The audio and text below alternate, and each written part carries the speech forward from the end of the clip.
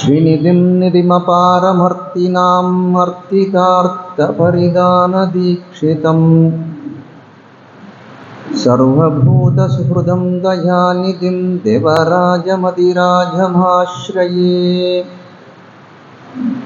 ஆகாரத்ரயசம்பன்னாம் அரவிந்தநிவாசினீம்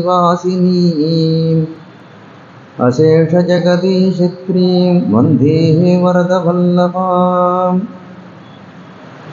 श्रीविष्णुचित्तकुलनन्दनकल्पवल्लीं श्रीरङ्गराजहरिचन्दनयोगदृश्यां साक्षात् क्षमां करुणयां कमलामिवान्यां गोधामनन्यशरणः शरणं प्रपद्ये श्रीवत्सवंसां बुधिपूर्णचन्द्रम् श्रीरङ्गनाथार्यतनूजरत्नं तत्पादयुग्मां भुजभृङ्गराजम् अण्डङ्गराचार्यमहं प्रपद्ये ஆண்டாள் திருவடிகளே சரணம். ஆழ்வார் பெருமானார்ஜியர் திருவடிகளே சரணம்.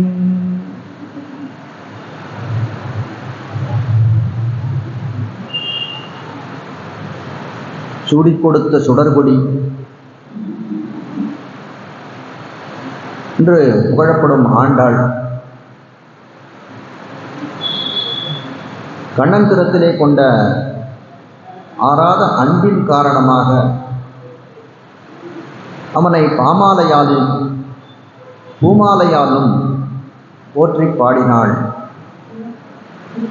பூமாலையை சூடினாள், பாமாலையை பாடினாள். அப்படிப்பட்ட ஆண்டாள்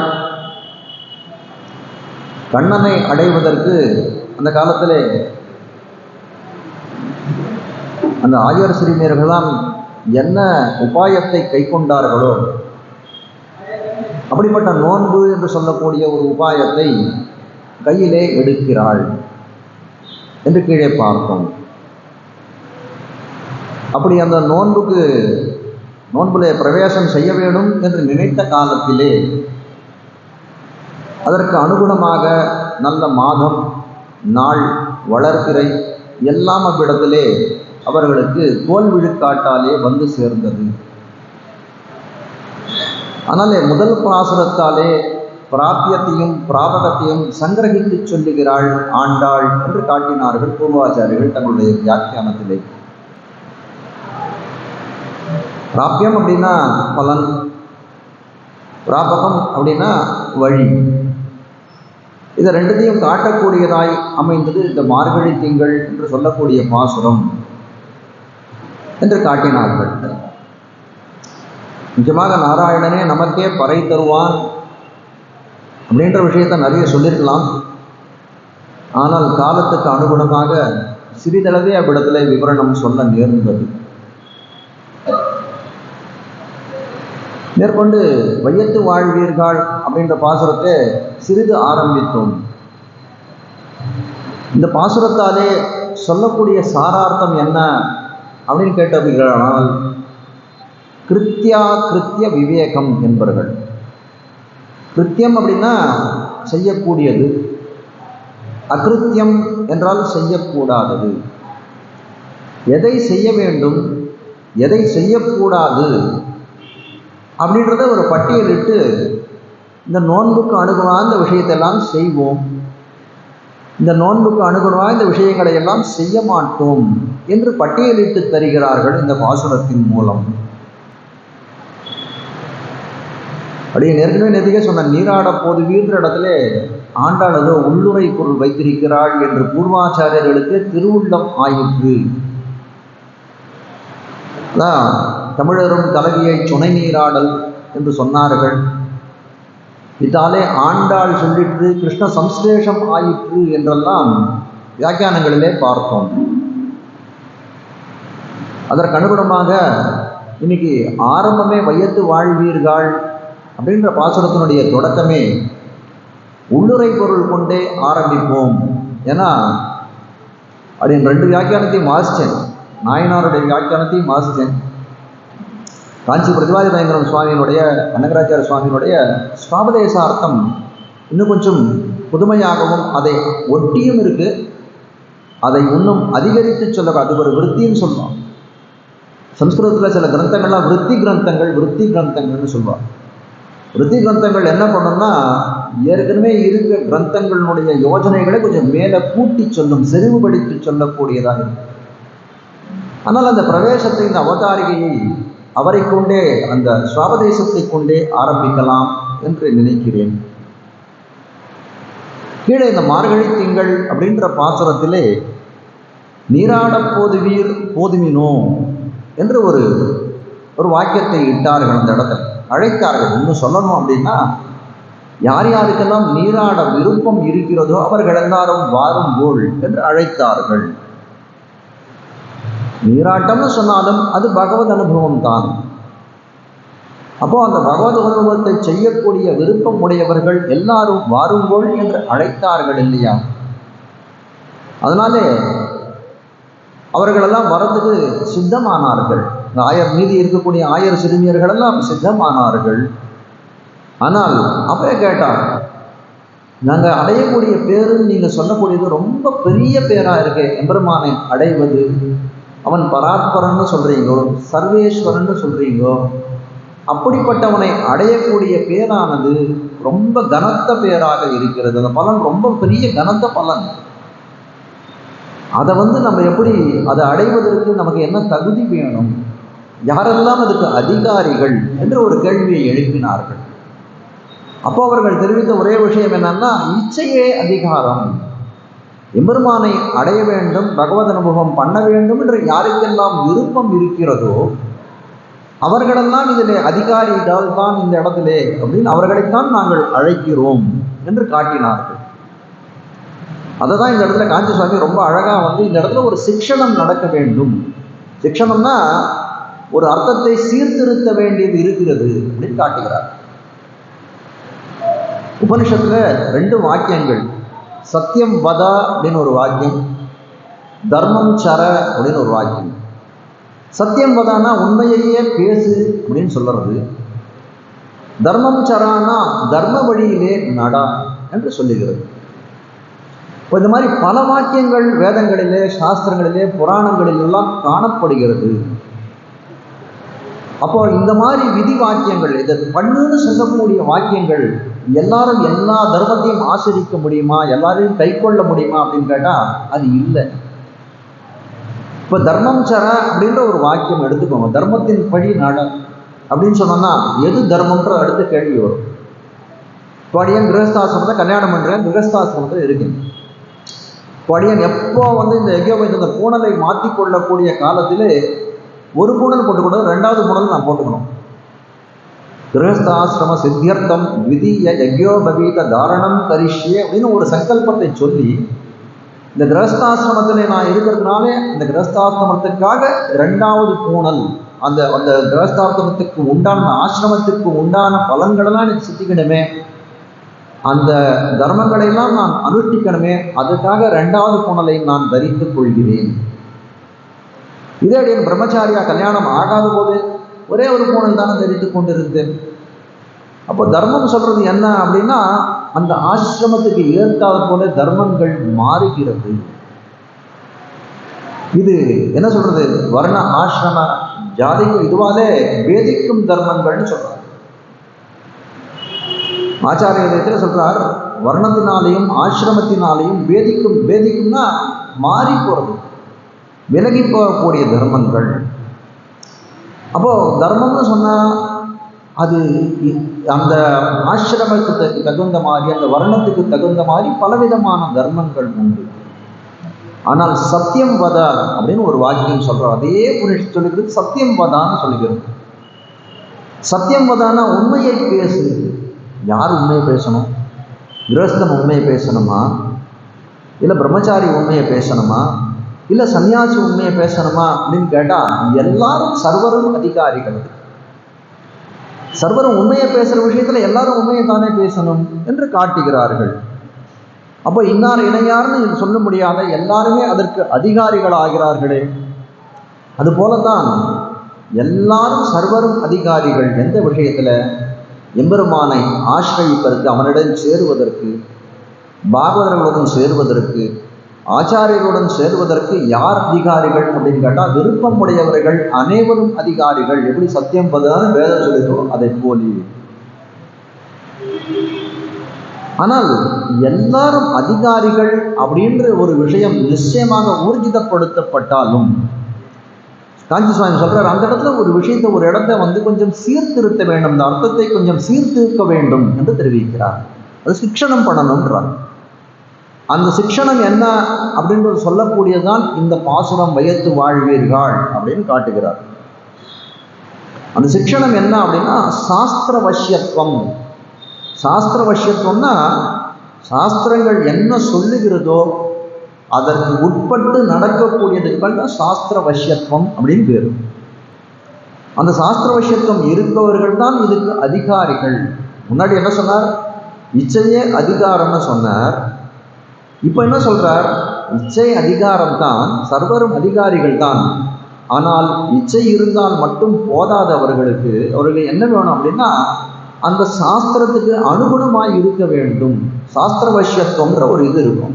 இப்போ என்ன, இவர்கள் இழிய போகிறது ஒரு நோன்புல. அந்த நோன்புக்கு சில விரதங்கள்லாம் உண்டு, இதை செய்யலாம் இதை செய்யக்கூடாது. அப்போ அதுக்கெல்லாம் கட்டுப்பட்டவர்களாக இருந்தால் தான் எனக்கு விருப்பம் இருக்குது, ஆனால் நான் இதெல்லாம் பண்ண மாட்டேன் அப்படின்னு சொன்னால் அந்த நோன்புக்கு அவர்கள் அதிகாரிகள் அல்லர். இப்போ சாஸ்திரத்துக்கு கட்டளை, அந்த சாஸ்திரத்தின் கட்டளைப்படி நடக்கக்கூடிய மனமுடையவர்களாய் இருக்க வேண்டும். கீதையிலே கண்ணன் பெருமான் சொல்லுகிறான், யசாஸ்திர விதி முத்ருஜ்ய வர்த்ததே காமகாரதா நச்ச சித்திம் அவாப்னோதி நசுகம் ந பராம் கதிம்.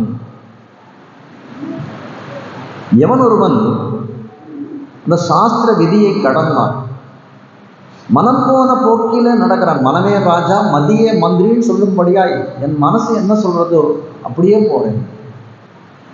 ஆழ்வாரும் பாடுகிறார், அண்ணால் நீ தந்த ஆக்கையின் வழி உடல்வு. நீ என்னைக்கோ எனக்கு கொடுத்த பற்றி அந்த உடம்பு, ஆக்கைன்னு அந்த உடம்பு, ஆக்கையின் வழி உடல் வேணும். இந்த உடம்பு என்னென்ன வேணும்னு கேட்கறதோ, கண்ணுக்கு ஒரு பொருள் வேணும்னு கேட்கறது, காதுக்கு ஒரு பொருள் வேணும்னு கேட்கறது, நாக்கு ஒரு பொருள் வேணும்னு கேட்கறது, அதன் வழியே நான் செல்வேன். அண்ணாள் நீ தந்த ஆக்கையின் வழிவழுவேன், வெண்ணாள் யானை இனி வந்து காண்பன். என்னைக்கு நான் இப்படியே இந்த உடம்பு சொல்லக்கூடிய, இந்த தேகம் சொல்லக்கூடிய வழியிலே போயிருந்தேன்னா உன்னை நான் எப்போது அடைவேன் அப்படின்னு கேட்கிறாரு. அதை போல இந்த இடத்துல சொல்றாரு, மனம் போன போக்கிலே நடக்கிறான் ஒருத்தன், அவனுக்கு என்னன்னா ஆமுஷ்மிக சித்தியும் கிடையாது. ஆமுஷ்மிக சித்தியும் கிடையாது. உண்மைன்னு சேர்ந்து சொல்றாரு. ஆமுஷ்மிகம்னா பரலோகத்துல இந்த உடம்பு முடிஞ்ச உடனே நமக்கு கிடைக்கக்கூடிய மோட்சம் போன்ற சித்திகள், இந்த பயனெல்லாம் கிடைக்காது. உம்முன்னு சொன்னா என்னன்னா அங்க மட்டும் சுகம் இல்லைன்னு அர்த்தம் இல்லை, இங்கேயும் உனக்கு சுகம் கிடைக்காது. அதனால சாஸ்திர விஷயமாய் நீ இரு, மனம் போன வழியெல்லாம் நடக்காதே, மனம் போன போக்கெல்லாம் போக வேண்டாம்னு சொல்லாதே அவை. அதுபோல மனம் போன போக்கெல்லாம் போகாதே. அதனால உனக்கு என்ன கிடைக்கும் அப்படின்னா இந்த ஜென்மாவிலையும் உனக்கு சுகம் கிடைக்காது. ஆமுஷ்மிகம்னு சொல்லக்கூடிய பரலோகமும் உனக்கு கிடைக்க போறது இல்லை. இப்படியே மாறி மாறி பல பிறப்பும் பிறந்துன்னு சொல்லும்படியாய் மாறி மாறி இந்த ஜென்மம் மரணம்னு சொல்லக்கூடிய ஒரு சக்கரத்திலே மாட்டிக்கொள்ள போகிறாய் நீ என்று கண்ணன் பெருமான் தெரிவித்தார். இன்னொரு ஸ்லோகம் சொல்றான், தஸ்மாத் சாஸ்திரம் பிரமாணம் ஏ காரிய வியவஸ்திதௌ. சொல்றான், இந்த பாசுரத்துல இந்த ஸ்லோகத்தினால இந்த வையத்து வாழ்வீர்களோட டிரான்ஸ்லேஷன் போல, இல்லை வையத்து வாழ்வீர்கள் கீதைக்கு டிரான்ஸ்லேஷன் போல அந்த ஸ்லோகத்துக்கு இன்னது செய்யத்தக்கது இன்னது விடத்தக்கது என்ற அவஸ்தை இருக்கு இல்லையா, இது பண்ணணும் இது பண்ணக்கூடாதுன்னு ஏதோ ஒன்று சொல்றது, அதுக்கு பிரமாணம் என்ன அப்படின்னு கேட்டால் சாஸ்திரமே பரம பிரமாணம். இப்போ இந்த 2 ஸ்லோகங்கள் கேட்டோம். அது மனம் போன போக்கில் நடக்காதுன்னு ஒரு ஸ்லோகம் சொல்றது. எப்படி நடக்கணும் அப்படின்றதுக்கு எதை கொண்டு நான் நடக்க வேணும் அப்படின்னா அது சாஸ்திரம் தான் உனக்கு பிரமாணம், அது காட்டிய வழியிலே நீ செல்வாயாக அப்படின்னு கேட்டார். அப்போ இப்படிப்பட்ட இந்த நோன்புக்கு அதிகாரிகள் யார் அப்படின்னு கேட்டா, ஒன்று இச்சை இருக்கணும். ரெண்டாவது, மனம் போன போக்கிலே போகக்கூடாது. அந்த நோன்புக்கு அனுகுணமாக இருக்கக்கூடிய காரியங்களை எல்லாம் அனுஷ்டானம் கொள்கையிலே கொண்டு வர வேண்டும் அவருடைய நடத்தையிலே என்று காட்டுகிறார். இப்போ சாஸ்திரங்கள்லாம் எப்படி இருக்கு அப்படின்னு கேட்டால் விதி நிஷேதாத்மகமாக இருக்கும். ஒன்று இதை செய்யன்னு சொல்லும், நிஷேதம்னு சொல்லக்கூடிய செய்யாதே அப்படின்னு சொல்லும். அப்படி பல வாக்கியங்கள் வேதங்களிலே உண்டுன்னு காட்டுகிறார்கள். மாத்ரு தேவோ பவா, பித்ரு தேவோ பவா, ஆச்சாரிய தேவோ பவா, அதிதி தேவோ பவா என்றெல்லாம் காட்டுகிறது. சத்தியம் பதா, தர்மம் சரா என்று சொல்லக்கூடியதெல்லாம் விதி வாக்கியங்கள். இதை செய், இதை செய், இதை செய் என்று சொல்லக்கூடியது. அதே சொல்றது, ஒன்றுன்னு சொல்றது, அதே சொல்றது, நான் அனுத்தம் நம்ம தேயத்து, நான் அனுத்தம் பதேத்து. அனுத்தம்னா பொய், பொய் சொல்லாதே அப்படின்னு சொல்றது. இதை செய்யாதே நிஷித்த வாக்கியங்களாய் இருக்கக்கூடியது. அப்போ நல்ல கர்மங்களை எல்லாம் சொல்லக்கூடியதெல்லாம் செய்யன்னு சொல்றது, தீய காரியங்களை எல்லாம் விலகி இரு என்று சாஸ்திரங்கள் சொல்லி இருக்கிறது. அப்போ இந்த இரண்டையும் பரிபாலிக்கக்கூடியது என்ன அப்படின்னு கேட்டால் அதுதான் சாஸ்திர வஷ்யத்துவம். அந்த சாஸ்திரத்துக்கு சொன்ன விடுதற்றது அதுக்கு அடிபணிந்து அதற்கு அனுகுணமாய் நடக்கக்கூடியதான் சாஸ்திர வஷ்யத்துவம் என்று காட்டுகிறார். அப்போ போதுவீர் போதுவினோ என்று அழைத்தார்களே, அவர்களெல்லாம் இந்த இந்த மரியாதைக்கு கட்டுப்பட்டவர்களால் இருக்க வேணும் அப்படின்னு சுவாபதேசத்தாலே தெரிவிக்கிறார் காஞ்சி சுவாமி. அதுபோல் தெரிவிக்கிறார் வையத்து வாழ்வீர்கள் அப்படின்னு ஆரம்பிக்கிறார் இல்லையா. முதல் பாசுரத்தில் மார்கழி திங்கள் பாசுரத்திலே ஆரம்பிக்கக்கூடிய அழைத்த காலத்தில் எப்படி போட்டார் ஆண்டாள்? சீர்மல்கும் ஆய்ப்பாடி செல்வ சிறுமியர்கள் அப்படின்னு போட்டார். அப்போ அதுல என்ன இருக்குன்னா, ஒரு இடத்தை குறித்து சொன்னார் அவர். ஆய்ப்பாடின்ற ஒரு இடத்துல இருக்கக்கூடிய செல்வ சிறுமியர்கள் நீங்களெல்லாம் வாருங்கோள் அப்படின்னு அழைத்தாள். ஆனால் இந்த பாசுரத்தில் கூப்பிடுச்ச எப்படி வித்தியாசமா இருக்கு பாருங்க. வையத்து வாழ்வீர்கள், வையத்து வாழ்வீர்கள் அந்த பூமண்டலத்தில் இருந்தவர்கள் எல்லாரும் வாருங்கோள் அப்படின்னு அர்த்தமாய் போறது. இப்போ அதுக்கும் ஏதோ ஒரு முரண் இருக்குதுன்னு தோன்றது இல்லையா அப்படின்னு கேட்கிறாங்க. அது முரண் இல்லைன்ற காஞ்சி சுவாமி தன்னுடைய சுவாபதேசத்தாலே உள்ளுரை பொருளாலே காட்டுகிறார் காஞ்சி மகாவித்வான். இல்லை, ஏன் அப்படின்னு கேட்டால் கீழ்ப்பாட்டில் சொன்னார். ஆய்ப்பாடின்னு சொல்லக்கூடிய பிரதேசம் எப்படின்னா, அந்த மதுரான்ற ஜில்லாவுக்கு பக்கத்தில் இருக்கக்கூடிய கோகுலம்ன்ற ஒரு குறிப்பிட்ட இடம். அந்த கோகுலம்ன்ற அந்த ஆய்ப்பாடின்னு சொல்லக்கூடிய இடம் எப்படிப்பட்டது அப்படின்னா, அது எல்லாம் பசுக்கள் வர்த்திக்கக்கூடிய இடம். பிரதானமாக அந்த இடத்துல பார்த்தா பசுக்கள் தான் கோபாலர்கள் இருந்தார்கள். அவர்களுக்கு என்ன சொல்றது, அவருடைய விருத்திக்காக, அவருடைய வியாபாரத்துக்காக பசுக்கள் வர்த்திக்கக்கூடிய வாழக்கூடிய இடமாகத்தானே இருந்தது. அதனால்தான் அந்த ஆய்ப்பாடி என்று தெரிவிக்கிறார்கள். ஆனால் உண்மையிலே ஆய்ப்பாடி அப்படின்னு சொன்னோமானால் இந்த ஜெகத் முழுவதையும் ஆய்ப்பாடி என்று தான் சொல்ல வேண்டும். அறிவினால் குறைவில்லா அகல் ஞான தவறறிய நெறியெல்லாம் எடுத்துரைத்த நிறைஞான பொருமூர்த்தி அப்படின்னு ஆழ்வார் ஒரு பாசனம் பாடுறார். அறிவினால் குறைவில்லா, அறிவினால் குறைவில்லா நிறைய அறிவு இருக்குன்னு நினைச்சு வேண்டாம். அறிவு இல்லைன்றது நமக்கு அறிவு இல்லை, நமக்கு எல்லாம் அஞ்ஞானத்துல தான் நம்ம மூழ்கி இருக்கிறோம் அப்படின்றத சொல்றான். ஆனால் அது சொல்லச்சே என்ன சொல்ற கூட ஒன்று சேர்த்து சொல்றார் ஆழ்வாரத்துக்கு அப்புறம் வியாக்கியாதாக்கள் அர்த்தம் சொல்லக்கூடிய காலத்தில் அறிவு இல்லைன்றது ஒரு குறை. அந்த குறை என்கிட்ட இருக்கே, அதை அபிவிருத்தி பண்ணிக்கணுன்ற எண்ணம் கூட இல்லாத இருக்கிறான். அறிவினால் குறைவில்லா அகல் ஞான தவறறி. இந்த உலகத்தில் இருக்கிறவர்கள்லாம் அறிவு இல்லை, ஞானமும் இல்லை, அந்த ஞானம் நமக்கு ஏற்படலைன்னு கவலையும் இல்லை அவர்களுக்கு என்று தெரிவித்தார். இப்போ அதே போல இந்த இடத்துல காஞ்சி சுவாமி என்ன காட்டுறோம்னா, ஆய்ப்பாடின்னு சொல்லக்கூடியது எப்படி ஒரு பசுக்கள் வர்த்திக்கக்கூடிய இடம். அவ்விடத்தில் இருக்கக்கூடிய கோபாலர்களாம் பசுப்பிராயர்கள். ஞானேன ஹீனகா பசுபிஷ்டமானகான்னு சாஸ்திரம் சொல்றது.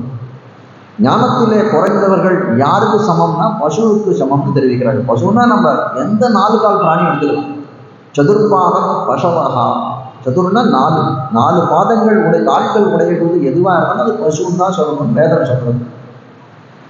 அப்போ அப்படி இருக்கக்கூடிய காலத்தில் ஆய்ப்பாடின்னு சொன்னது உள்ளுரை பொருளால் என்ன சொல்லலாம்னா இந்த வையம் முழுவதையும் சொல்லலாம். அப்போ ஆண்டாள் சொன்னது ஒன்றும் தப்பு இல்லையே. அஞ்ஞானத்திலே இருக்கக்கூடிய இந்த சம்சாரிகள் வர்த்திக்கக்கூடிய இந்த பூமியே ஆய்ப்பாடிதான் என்று காட்டினார்கள். ஆனால் அடுத்த விஷயம் ரொம்ப முக்கியமாக அருமையாக ஆண்டாள் காட்டுகிறார். வாழ்வீர்கள், முதல்ல சொல்லும்போது இந்த நிலத்துக்கு உண்டான தாழ்ச்சியை எல்லாம் சொன்னார்கள். மேலே சொல்றது என்னன்னா, வாழ்வீர்கள், இந்த நிலத்திலே வாழ்ச்சி உடையவர்களே காட்டுகிறார். இப்படிப்பட்ட இடத்துல வாழ்ச்சியா உங்களுக்கு? வாழ்ச்சி என்பது இந்த நிலத்திலே தான் உள்ளது என்றெல்லாம் காட்டுகிறார்கள். ஆண்டாள் நாச்சியார் தன்னுடைய நாச்சியார் திருமொழியில ஒரு பாசுரம் விடுறாள். பொம்மை முலைகள் இடர்தீர கோவிந்தற்கோர் புத்தேவன் இம்மை பிறவி செய்யாதே இனி போய் செய்யும் தவம் தான் என்.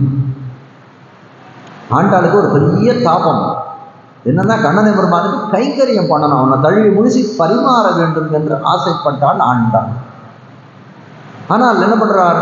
பொம்மை முலைகள் இடர்தீர கோவிந்தற்கோர் புத்தேவன் இம்மை பிறவி செய்யாதே, இந்த பிறவி எனக்கு கிடைச்சது, இப்போ நான் பிறந்திருக்கேன், பெரியாழ்வார் பெண் பிள்ளையாய் பிறந்திருக்கேன், அந்த காரணத்தினால என்ன தெரியல, எனக்கு கைங்கரியம் பண்ணணும், கண்ணன் பெருமானுக்கு கைங்கரியம் பண்ணணும்னு எண்ணம் தோன்றியிருக்கு.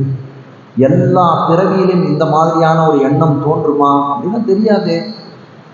இப்படி இருக்கக்கூடிய செயல்களை பொம்மைகளை கோவிந்தர்கள் இம்மை பிறவி செய்யாதே இனி போய் செய்யும் தவம் தான். இனிமேல்ட்டு நான் அடுத்த பிறவியிலோ இல்லை பரமபதநாதனுக்கு போய் கைங்கரியம் பண்ணி என்ன புண்ணியம்? எல்லா விதமான அனுஷ்டானங்கள் நோன்பு நோன்றா கண்ணனுடைய சம்சேஷம் கிடைக்க போகிறது, அதனால் அவன் திருவடி கிடைக்க போகிறது. ஆனால் இந்த இடத்துல நான் கைங்கரியம் பண்ண, இப்போ கண்ணனை பெருமான் சாட்சாத்தாக நேர இருக்கக்கூடியவன், கையில் வெண்ணையை போல இருக்கக்கூடியவனை விட்டு எங்கேயோ போய் ஒரு நெய்க்கு ஆசைப்பட மாதிரி பரமபதத்தை போய் நான் பண்ணக்கூடிய கைங்கரியங்கள் என்னவாய் இருக்கும்? அதுதான் வையத்து வாழ்ச்சி என்று காட்டுகிறார்கள். நம்மாழ்வார் பாடுகிறார், இருள் தருமா ஞானத்துள் இனிப்பிறவி யான் வேண்டேன் என்று கதறுகிறார். பொய் நின்ன ஞானமும் பொல்லா ஒழுக்கும் அழுக்குடமும் இன்னின்ன நீர்மை இன்யாமரம், இந்த உலகத்தில் என்னை வைக்காதே வைக்காதேன்னு அழறார். ஆனால் அதற்கு நேர் விரோதமாக பல ஆழ்வார்களும் ஆச்சாரியர்களும் ரொம்ப இது காட்டுகிறார். இந்த வையத்துல தான் வாழ்ச்சி என்று தெரிவிக்கிறார்கள். தொண்டர்புடி ஆழ்வார் அவர் பாடுகிறார் ஒரு பாசுரம், பச்சை மா மலை போல் மேனி பவளவாய் கமலச்செங்கன் அச்சுதா அமரரேரே ஆயர்த்தம் கொழுந்தே என்னும் இச்சுவை தவிர யான் போய் இந்திர லோகமாடும் அச்சுவை பெரினும் வேண்டேன் அரங்கமா நகருளான். அவர் சொல்றார், பெருமானுடைய இதெல்லாம் விட்டா அவனுடைய மேனியனுடைய பச்சைமா மலை போல் மேனி பவளவாய் கமலச்செங்கன், அவனுடைய மேனியெல்லாம் ரொம்ப நன்னா அனுபவித்தார். யாரு? ஸ்ரீரங்கத்தில் திருவரங்கத்திலே கண்படரக்கூடிய அந்த பெருமானை நன்றாக புகழ்ந்து பாடினார். அதுக்கு மேல கடைசியில பேசுறார், இச்சுவை தவிர யான் போய் இந்திர லோகமாடும். என்பருமானே உன்னை இந்த இடத்துல இந்த ஸ்ரீரங்கத்துல நான் அனுபவிக்கக்கூடிய சுவை இருக்கே, அதை இந்திரலோகம் போனாலும் என்னால் காண முடியாது. என்பருமானே இச்சுவை தவிர யான் போய் இந்திர லோகமாடும் அச்சுவை பெரினும் வேண்டேன் அரங்கமா நகருளானே. எனக்கு பரமபதம் கூட வேண்டாம், எனக்கு அச்சுவை பெரினும் வேண்டேன். அப்போ அவர் நினைச்சது என்ன அவர் மனசுல அப்படின்னு கேட்டா, வையத்தில் தான் வாழ்ச்சி என்பதை நன்றாக புரிந்து கொண்டார். அதனால தான் அப்படியே இருக்கிறார், அதற்கு அனுகுணமாக பேசுகிறார் என்று காட்டுகிறார். பராசரப்பட்டர் எம்பெருமான் இடத்துல எப்பவும் பேசக்கூடியவர், திருவரங்கநாதன் இடத்துல பேசக்கூடியவர். பராசரப்பட்டருக்கு ஒரு சமயத்தில் எம்பெருமான் பரமபதத்தை நான் கொடுத்து விட்ருவோம், ஒரு கைசிகை பட்டணம் புராணம் வாசித்த காலத்தில் உமக்கு மேல் வீடு தந்தோம் அப்படின்னு பராசரப்பட்டர் உடனே கேட்டாரான், மேல் வீடு தந்தேன்னு சட்டுக்கு சொல்லிட்டேரு, அங்கே போனால் நீர் எப்படி சேவை சாதிப்பீர்னு கேட்டாரான்.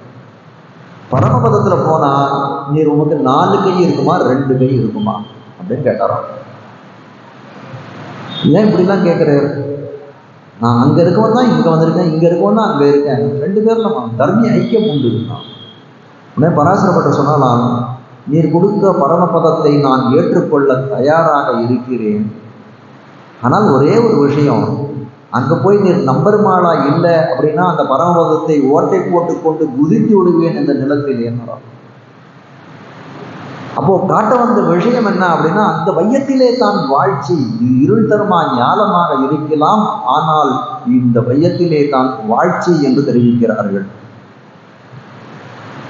அதுக்கு மேல ஹனுமான், ராமனுடைய தீவிர பக்தனான ஹனுமான் இல்லையா, ஸ்னேகோமே பரமோ ராஜன்னு வைநித்தியம் பிரதிஷ்டிதா பக்திஷ்ச நியதா வீரா பாவோ நானியத்திர கச்சதி. எம்பெருமான் ராமன் தன்னுடைய அவதாரம் எல்லாம் முடியக்கூடிய கட்டம் வந்துவிடுது. பல 1000 வருஷ காலங்கள் இந்த இடத்துல இந்த பூமியிலே இருந்தான். அவன் ஆட்சி புரிந்தான். ஒரு சமயம் லக்ஷ்மணனை பிரியக்கூடிய ஒரு கட்டாயம் ஏற்பட்டது. அது பின்னால் ஏதாவது ஒரு சமயம் வரும்போது சொல்றேன். அதுக்கப்புறம் லக்ஷ்மணனை பிரிஞ்சு அவனுக்கு இந்த பூமியில வாசம் பண்றதுக்கு கொஞ்சம் கூட விருப்பம் இல்லை. உடனே என்ன சொல்றான், நான் இந்த பூமியை விட்டு கிளம்பி என்னுடைய பரந்தாமம், என்னுடைய பரமமான தாமம் அந்த ஸ்ரீவைகுண்டத்துக்கு திரும்பி போகலாம், அந்த தன்னடி சோதிக்கு திரும்பி போகலாம்னு நினைக்கிறேன் அப்படின்னு சொல்லி அவன் என்ன சொல்றான், எல்லாரையும் அழைச்சுட்டு போகாம். பொற்பா முதலா புல்லெரும்பாதி ஒன்னின்னியே நற்பால் அயோத்தியில் வாழும் சராச்சரம் முத்தவும் நற்பாலு குய்த்தனன் நான்முகனார் பெற்ற நாட்டுலே. ஒன்று விடலை, ஒரு புல்லு விடலை. புற்பா முதலா புல்லு எறும்பு ஆதி ஒன்று இல்லாத மிச்சம் இல்லாத எல்லாரையும் அழைத்து கொண்டு போனான். அப்படி அழைச்சு கொண்டு போச்சு அனுமான் அழைச்சிட்டு போக மாட்டான்னா? எப்பேற்பட்ட பக்தன் ராமனுக்கு அவன் அழைச்சிட்டு போக மாட்டானா அப்படின்னு கேட்டால் கண்டிப்பாக அழைச்சிட்டு போயிருப்ப. ஆனால் அனுமான் வரமாட்டேன்ட்டாரு. அனுமான் சொல்றாரு, ஸ்னேகோமே பரமோ ராஜன். எம்பெருமானே உங்ககிட்ட எனக்கு ஸ்னேகம் எப்படி இருக்குன்னா அப்படியே பரமோ ராஜன்னு நித்தியம் பிரதிஷ்டிதா, நித்தியமாக அழிக்க முடியாத ஒரு ஸ்னேகம் எனக்கும் உனக்கும் இருக்கு எம்பெருமான். அதனால அதையும் பாரு. அதுக்கு மேல சொல்றாரு, பக்திஷ்ச நியதா வீரா வீரனே, பக்தி எனக்கு எப்படி இருக்கு தெரியுமா உன்னிடத்துல? அந்த பக்தியும் உன்னிடத்திலேயே நிலைத்து இருக்கிறது, நித்தியமாக இருக்கிறது. அழியக்கூடாத ஸ்நேகம், அழிய முடியாத ஸ்நேகம், அழிய முடியாத பக்தியும் உன்னிடத்திலே நிலைத்து நிற்கிறது. எனக்கு பக்தி மட்டும் இருந்தது அப்படின்னா ஏதோ ஒரு பெருமாளை சேவிச்சிருவேன். எனக்கு ஸ்நேகமும் ராமன்றவனிடத்துல ஸ்நேகம் இருக்கே, அதனால நான் வரலை. உன்னுடைய ராம நாமங்கள் எவ்விடத்திலே ஒலிக்குமோ, எத்திர எத்திர ரகுநாத கீர்த்தனம் தத்திர தத்திர கிருத மஸ்த காஞ்சலின் பாஷ்ப வாரி பரிபூர்ண லோச்சனம் மாருதின் நமத ராட்சசாந்தகம் என்று சொல்லும்படியாய் எந்தெந்த இடத்துல ராம கதைகள் ராம நாமங்கள் ஓதப்படுகிறதோ அந்த இடத்திலேயே கண்ணீரோடு நான் இருப்பேன். இது போயிட்டு வரோம்னு சொல்றேன். அப்போ பரமபதநாதனே ராமனாக வந்தான். ஆனாலும் என்னன்னா ராமன் தான் வேண்டும் என்று தெரிவித்தார் அனுமான். அப்போ வையத்தின் வாழ்ச்சி, இந்த வையத்துல தானே வாழ்ச்சி, வேறெங்க வாழ்ச்சி இருக்கிறது என்றெல்லாம் கேட்கிறார். வேதாந்தாச்சார் தேசிகன் சொல்றார், வரதர்ப்ப தேவபெருமாள் இடத்துல நிரந்தரம் நிர்விசதஸ்பதீயம் அஸ்பிருஷ்ட சிந்தாபதம் ஆபிரூபியம் சத்தியம் ஷபே வாரண சைலநாதா வைகுண்ட வாசேபி நமேபிலாஷா. ஒரு சத்தியத்தை சொல்றேன், பிரத்ய பிரமாணம் பண்ணி சொல்லுகிறேன் தேவபெருமாளே ஒரு விஷயம் அப்படின்னாராம். என்னது? வாரண சைலநாதா வைகுண்ட வாசேபி நான் அபிலாஷா. எனக்கு வைகுண்ட வாசத்துல எனக்கு ஆசையே கிடையாது. என்ன எனக்கு ஆசையே கிடையாதுன்னு அர்த்தம் என்னன்னா, நீ எப்படி இருந்தாலும் என்னை கூட்டுன்னு போயிட போற. ஆனால் நீ கூட்டுன்னு போனாலும் எனக்கு எப்படி இருக்கு தெரியுமா, என்னுடைய இச்சை உன்னிடத்திலேயே தான் இருக்கும். வரதா நான் எந்த காலத்திலும் பரமபதநாதனை தொடுபவனாய் இருக்க மாட்டேன் என்றெல்லாம் காட்டினார்கள்.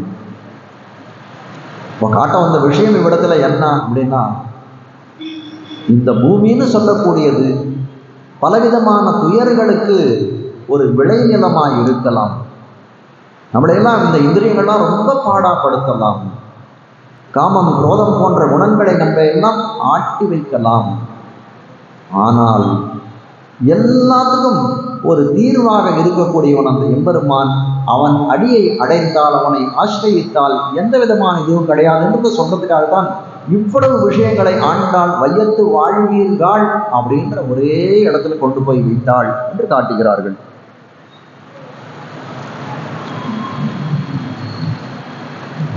இப்போ இந்த வையத்து வாழ்வீர்கள் அப்படின்னு சொன்ன உடனே வேற சொல்றார், இவர்களெல்லாம் என்ன பண்றா, ஒரு நோன்பு நோக்கிறதுன்னு தானே ஒரு வியாஜமாக கொண்டு தான் இது பண்ணார்கள். அப்படி ஒரு காரியத்திலே இழிந்தவர்கள் என்ன பண்ணணும் அப்படின்னா, சிலதை பண்ணணும் சிலதை பண்ண வேணாம் அப்படின்னு நிர்ணயம் ஆகிறது இல்லையா? அப்போ என்னென்னதை பண்றது, என்னென்னதை பண்ண வேணாம் அப்படின்னு ஒரு பட்டியல் இட வேணும். ஏன்னா அது ஒரு சங்கல்பம். ஒரு விரதம் பண்ணுறோம் அப்படின்னா அதுக்கு ஒரு சங்கல்பம் இருக்கும். அந்த சங்கல்பத்தை பண்ணுகிறார்கள் இவ்விடத்திலே. அப்போது நோன்பாகிற விசேஷ காரியத்திலே ஈடுபட்டவர்கள் அதனால் இதுக்கு தியாஜ்யம் என்ன, உபாதேயம் என்னன்றதை சங்கல்பித்துக் கொள்கிறார்கள். இப்போ பற்றுதல் இதில் என்ன, எதையெல்லாம் கை கொள்ள வேண்டும் அப்படின்னா, பார்க்கடலுள் பையத்துயின பரமன் அடிபாடுகை, அதே மாதிரி சொல்றார் நாட்காலே நீராடுகை, ஐயமும் பிச்சையும் ஆந்தனையும் கை காட்டுகை.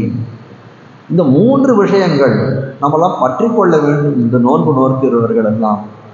அதுக்கு மேலே சொல்றாரு, விடுகை எதை விடுவோம் அப்படின்னா, நெய் உண்ணோம், பால் உண்ணோம், மையிட்டு எழுதோம், மலரிட்டு நாமுடியோம், செய்யாதன செய்யோம், தீக்குறளை சென்னோதோம் அப்படின்னு ஒரு 6 விஷயங்களை இதில் காட்டுகிறார்கள். வையத்து வாழ்வீர்கள் நாமும் நம் பாவைக்கு செய்யும் கிரிசைகள். செய்யும் கிரிசைகள்னு தருவாங்க. செய்யும் கிரிசைகள்னா என்ன? கிரிசைகள்னா நம்ம பண்ணக்கூடிய கிரியைகளை தான் கிரிசைகள், நம்ம பண்ணக்கூடிய செயல்களை கிரிசைகள் என்று காட்டுகிறார்கள். செய்யும் கிரிசைகள் கேளீரோன்னு சொல்றீங்களே, ஆனால் இந்த பாசுரத்தில் எப்படி இருக்கு? சிலதெல்லாம் செய்வோன்னு சொல்றா, சிலதெல்லாம் விடுவோன்னு சொல்றா. அப்போ விடும் கிரிசைகள் கேளீரோன்னு சொல்ல வேண்டாமா கேட்கிறார் ஆச்சாரியர். குருவாச்சாரியர் வியாக்கியானத்தை கேட்கிற, விடும் கிரிசைகள் கேளீரோ? இல்லை இல்லை, கிரிசைன்னு சொல்லிட்டாலே, ஒரு கிரியைன்னு சொல்லிட்டாலே விடுறதும் ஒரு கிரியை தான், பற்றுவதும் ஒரு கிரியை தான். அதனால தனியாக அதை சொல்ல வேண்டியது அவசியம் இல்லை. அந்த சொற்போக்காலே வீடு விடக்கூடியது பற்றக்கூடியது ரெண்டும் காட்டக்கூடியதாய் இருக்கிறது என்று காட்டுகிறார்கள். இப்போ வையத்து வாழ்வீர்கள் அப்படின்னா இது இருள் தருமா ஞானம். இதுதான் இப்போதான் இந்த பூர்வ இவர் அழகிமனாவல்புரான் நாயனார் காட்டின வியாக்கியானம். இது இருள் தருமா ஞானம், வாழ்ச்சிக்கு நிலமல்லாத இடம். ஏன்னா முதல்ல பாசிட்டிவாக இருக்கிறதெல்லாம் சொல்லிடுவோன்னு அப்படி எல்லாத்தையும் சொல்லிட்டார். அதெல்லாம் காஞ்சி சுவாமியோட சுவாபதேச அர்த்தம். இந்த இடத்த சொல்றார். ஆனால் ஒரே நாயனார் என்ன சொல்றாருன்னா, இந்த இடத்துல வாழ்ச்சி உண்டு, வாழ்ச்சி தான் அவர் சொல்லவே இல்லை. இந்த இடத்துல வாழ்ச்சி உண்டு. இந்த இடத்துல வாழ்ச்சி எப்படின்னா, இந்தளத்திலே தாமரை பூத்ததை போலே வாழ்ச்சி காட்டுறார். இந்தளம் தான் குமுட்டி அடுப்பு. அந்த குமுட்டி அடுப்புல போய் ஒரு தாமரை பூ பூக்குமா? தாமரை பூ கண்டிப்பாக பூக்கிறதுக்கு இந்த பிரமேய பிரசக்தியே கிடையாது. ஆனால் என்னன்னா, இந்த வையத்திலே இருக்கக்கூடிய வாழ்ச்சின்னு நம்ம சொல்லக்கூடியது எப்படி? இந்த தாயர் சிறுமியர்களுக்கும் ஆண்டாளுக்கும் கிடைத்திருக்கக்கூடிய வாழ்ச்சி எப்படின்னா, இந்த இடத்திலே தாமரை பூத்ததை போல நடக்காத விஷயம் நடக்கதை போலே இவ்விடத்திலே இருக்கிறது. எதனால வாழ்ச்சி அப்படின்னு கேட்கிறார். கண்ணபிரான் இந்த இடத்துல அவதாரம் பண்ணியிருக்கிறான். அவனுடைய நீர்மை மேன்மை குணங்களெல்லாம் விளங்கக்கூடிய இடம். நேதி கூட சொன்னு நினைக்கிறேன். கண்ணபிரானுடைய பல குணங்கள், எம்பெருமானுடைய பல குணங்கள் பராபதத்திலே பகல் விளக்கு போலே என்று சொல்லுகிறார். நல்ல வெளிச்சம் இருக்கக்கூடிய காலத்திலே ஒரு விளக்கு ஏற்றி வச்சாலோ ஒரு லைட்டை போட்டாலோ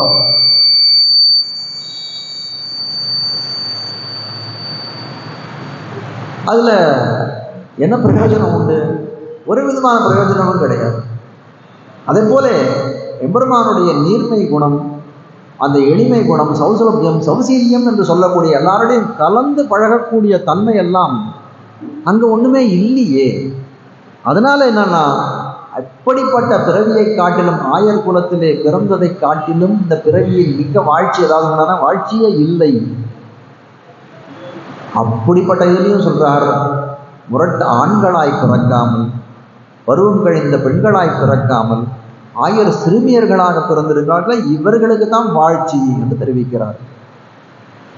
வையத்து வாழ்வீர்கள் நாமும் என்று தெரிவிக்கிறார். நாமும்னு சொல்லும்போது அதில் கீழே கடைசியில் உம்முன்றது ஒரு உண்மை தொகை அதில் ஒட்டின்னு இருக்கு. அது கருத்து என்ன அப்படின்னு கேட்குறாங்க. நாமும் அப்படின்னு சொன்னால் நாங்கள், நான் அப்படின்ற ஒரு எண்ணம் அந்த இடத்துல தோன்றுகிறது. இப்போ நான் செய்கிறேன் அப்படின்ற ஒரு அகங்காரம் அந்த இடத்துல ஏற்படுறதா? நான் பண்ணுறேன் அப்படின்னா ஸ்வப்பிரவிருத்தி, நானே என்னை காத்துக்கொள்வேன், இல்லை எனக்காக நான் காரியம் செய்து கொள்வேன் அப்படின்றது தான் அது காட்டுகிறதா அப்படின்னு கேட்குறாரு. ஏன்னா நம்மளாம் எப்படின்னா, அந்த எம்பெருமானுக்கு சொத்து ஸ்வம்னு சொல்லக்கூடிய அவன் தான் சுவாமி. சுவாமியாக இருக்கவன் என்ன பண்ணுவான்? அவன் தான் நம்மை காப்பான். அப்போ இவர்களெல்லாம் ஒரு நோன்பில் இழிகிறார்களே ஒரு பேற்றுக்காக, அப்படி மாதிரி ஒரு நோன்பில் இழிகிறதுக்கு இவர்களுக்கு உரிமை உண்டா அப்படின்னா, தங்களை தாங்களே காப்பாற்றிக் கொள்ள உரிமை இல்லாதவர்கள் அந்த மாதிரி நோன்பில் இழிய முடியாது. அப்படிப்பட்ட நோன்பிலே இவர்கள் இழிகிறார்கள் அப்படின்னா அது கொஞ்சம் இதுவாக தானே இருக்கு அப்படின்னு காட்டுகிறார்கள். அது கேட்ட காலத்தில் இல்லை அந்த மாதிரி இல்லை. இவர்கள் நோன்புன்னு ஒன்று நோற்றாலும் அது எப்படி இருக்கு அப்படின்னு கேட்டால் காட்டுறார். அறம் புரிவதற்கு உரிமையற்றவன் ராவணனும் அறம் புரிந்தான் அப்படின்னு சொன்னாலும், ராவணனும் இங்கே நாமும் எப்படி சொன்னாலும் அது போல ராவணனும் அறம் புரிந்தான்.